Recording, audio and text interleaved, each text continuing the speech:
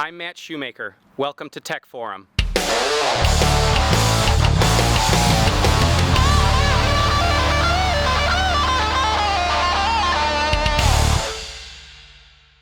Hey guys, exciting day today. If you saw the title of the video, then you know that I'm on my way to pick up a brand new Tesla Model 3. And I'm excited, I'm nervous, and got to admit, it's been a little bit strange. It's been a 25-month ordeal, and I was one of those fools that drove for distance to stand in line for several hours and give Tesla their free loan of $1,000 to reserve my car, get on the waiting list. And that was kind of a fun experience, and I got to talk to a lot of other people that were in line. And I stood in line for 3 or 4 hours, and I was number 9, I think it was, in line that day. Reserved my car 4 minutes after the doors opened, and so that was March 31st of 2016. Then February 22nd of this year, I got my chance to configure my car online, so I did that. Then a couple of weeks after that, I was assigned a VIN number. And then I was given a delivery date, and it's been quite a roller coaster, but a lot of fun at the same time.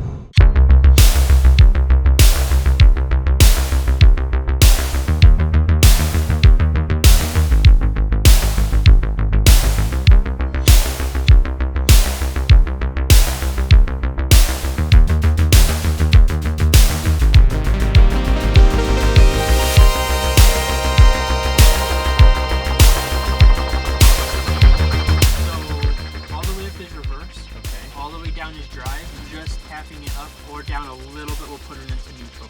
Okay, gotcha. Now, do you have to hold it at that position for any duration? No, just up. You'll see it change right here. I'll show you park reverse neutral drive. Once it's in right here, it'll show you, and this is just going to go back down to that position. Okay. All right, guys. First ever drive in my new Model 3. Very, very exciting to say the least. This is not only the first drive in my new Model 3, it is it's the first EV I've ever owned, and I've only ever driven one other EV, and that was a Model S of a friend of mine, and really enjoyed it. So literally, I haven't touched the car. I just stepped into it for the first time after delivery, so let's go.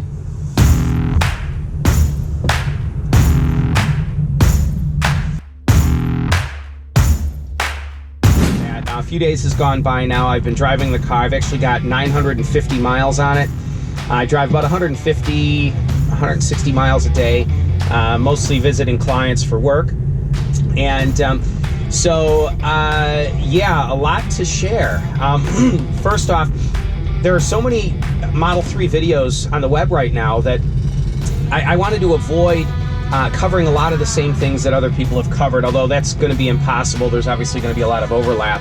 But there are a number of things that I noticed about the car that really nobody else has been pointing out, and so I'd like to walk you through a few of those items. The fit and finish on my car is fantastic. Fantastic. The panel gaps, I mean, there's minor interior issues. This trim on both A-pillars buckles out, and it's actually far worse in the heat when the car warms up. It buckles out. A number of people have pointed that out, so I'm going to bring it into Tesla, make an appointment, have that corrected. My steering wheel is offset to the right a very small amount, so I'll have them recenter that. Really, really tiny things like that, but that's primarily just, I mean, minor things that you would see really with any car, especially an early production run car. Initial impressions are that the seats are very, very comfortable. Everything on the screen is extremely intuitive. On the internet, you'll notice people tell you that the car looks a lot better in person than it does in pictures. I can echo that, and I'd say the side or the rear haunches and the nose of the car especially, because there's a lot of depth and three-dimensional body lines to the car that really jump out at you when you're in person, but to see it in pictures, you know, you see this two-dimensional thing. And even if you see a walk-around video where you can see the angle change of the car, it doesn't really do it justice. Some other impressions: the torque is mind-bending. it is, I think most reviewers that have talked about the power that the Model 3 has gloss over how very abrupt and pleasing it is, and how powerful. And I think a lot of that's because the current generation base Model S is faster than this car. However, the early Model S, I have a friend that owns one, an early 2012 Model S60, is far less torquey than this car. I mean, it's night and day. This is it's extremely fast and powerful. Directly off the line, it's a little bit of a soft pull, but you can hear the tires fighting for traction, so that's a traction control issue. By about 15 miles an hour, it's really pulling hard. And that hard pull keeps going till around 60, 65, and then it does taper a bit. But I'd say 15 miles an hour to 60, it pulls very hard, very hard. I've had a lot of people try to get around me at lane merge sections past stoplights. Nobody has yet succeeded. Even some very, very fast cars, because if we get on it at the same time, their engine has to build power and transmission has to downshift, and this thing's already gone. So even cars that are technically faster than this one really aren't going to get a jump on it. You'd have to be in another EV with more power in order to get around one of these. It's monstrously powerful in that 15 to 50 mile an hour range, or 15 to 60 mile an hour range, which, let's face it, that's where you're at most of the time anyway. So pretty much any time you nail this thing, it's just gonna leap away. I mean, it's impressive, to say the least.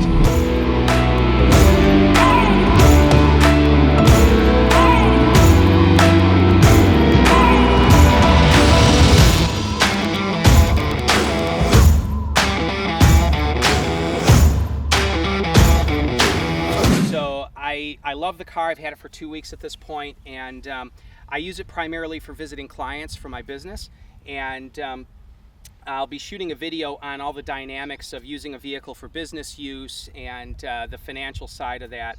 But it's nice having a classy car that I can visit clients with, and also something that's eco-friendly, and that I can drive as many miles as I want without being too worried about the price of gas and that sort of thing. So the performance is fantastic, handling is great, and the overall look of the car. From a distance, it actually has a bit of a Porsche Panamera look to it, and it's almost semi-exotic in its look, also in certain aspects of the car. And I found owning this is very similar to owning a semi-exotic like a Lotus. There are certain aspects of the car that the performance is fantastic, but again, there are small fit and finish issues on the interior and that, but the performance of the car so radically overshadows that I'm willing to overlook some minor things, but we'll go over all of that again when we get to the interior. So there are a couple things that I really haven't heard mentioned that much. One is just the headlights. They're LEDs, wonderful headlights. The look is fantastic, but also the field of view is fantastic. They're a very white light, different than any of the other cars that we have that have standard halogen headlights. So fantastic. Again, something I've never heard mentioned before as the quality of the lighting. Couple other things. One of the biggest negatives I found is the nose of the car is a bug collector.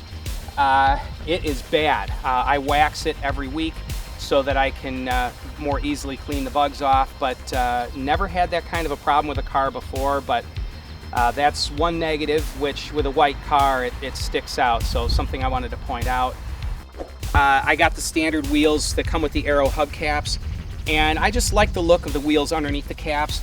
Tesla does sell a small little filler circle cap for each wheel that they're out of stock on. So as soon as those are back in stock, I'll order a set. And but also the rotors and calipers look really good on the car, so I wanted to go with the bare wheel look. There have been a lot of criticisms about the door handles. I don't know why that is. Lamborghini Huracan, Nissan GTR, Aston Martins use this same handle. And I actually like it. I don't like motorized handles that come out like the Model S uses, partly because it's another point of failure. And these handles are easy to use. Really nobody gets confused by them. I don't know why it's such a problem with some reviewers, but I actually like them. So a lot of little things about the car. The door jambs are very sleek. You wouldn't think that that's a very big deal, but most cars, you open the door and it's almost looks like a manufacturing nightmare. But the look, again, even inside the door jambs, inside the frunk and the trunk, very well finished. The inner door panels, the seats, fantastic. The quality of the seats and just the little aspects of the car that you don't even think of, such as the inside grip of each of the door handles. You've got the normal upholstery here, Alcantara, up against your arm when you're resting on the armrest. Very nice. And you've got the vegan leather, which has a very good feel. You can't tell the difference between it and normal leather. But on the inside, the grip surface on the inside here on all four doors is a stiff rubberized compound that just it's very comfortable to grab, easy to pull the door shut. The speaker grills, I mean, all the little details on the doors and the seats are fantastic. So I'll make a comment about the door release. All the doors have an electric release that clicks the solenoid to open and close, and then there's a manual release here, and that there's an issue. You'll notice people online or on the internet mentioning that if you pull that handle that it's bad for the car, but they never explain why. Well, if you notice the window, when you pop the door open, the window drops down a shade, and that is because the window goes up and under this chrome trim.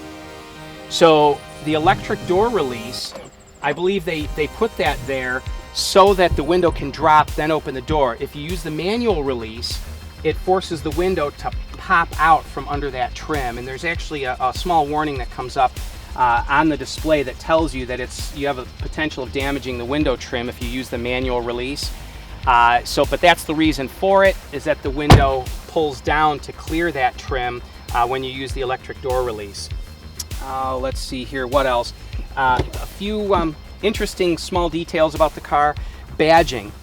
The only place that says Model 3 is on the door jamb here. The only place in the entire car.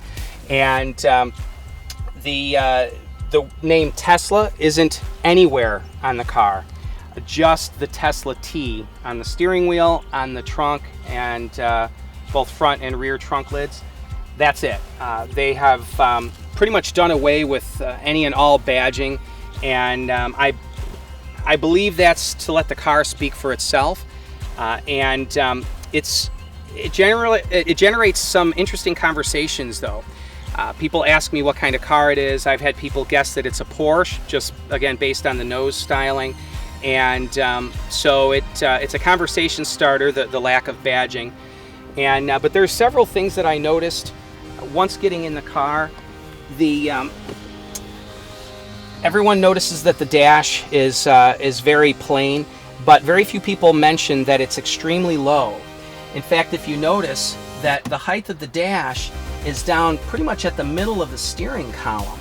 Most cars, your dashboard is up very high, both for the gauge binnacle behind the steering wheel, and then also for symmetry to allow that height to continue. Since there are no gauges in front of the wheel, they're able to lower the dash very far, and it gives a wonderful field of view, an open field to the cockpit. So I really enjoy that aspect of the car. The windshield, it's very open and airy. It's the visibility all the way around is great, with the exception of looking out the rear view mirror. The back deck height is kind of high, and the rear view mirror is small, so that is lacking a bit. Although you can turn on the reverse camera at any time. So if you're wondering, if you want to see what's right behind you, that's available at any moment. So, well, thanks for watching this video. This is just an intro. We've got numerous videos planned in the future to go over various details of the car, the financials, the aero, the nav, autopilot, just various aspects of the car. It's really too much to go over in one video. So we're going to cover each of the individual aspects. We even plan on putting it up on a lift, taking the lower pan off, and showing the drivetrain and other technical details of the car. So again, thanks for watching. Go ahead and click the link below and subscribe, and thanks again. We'll see you soon.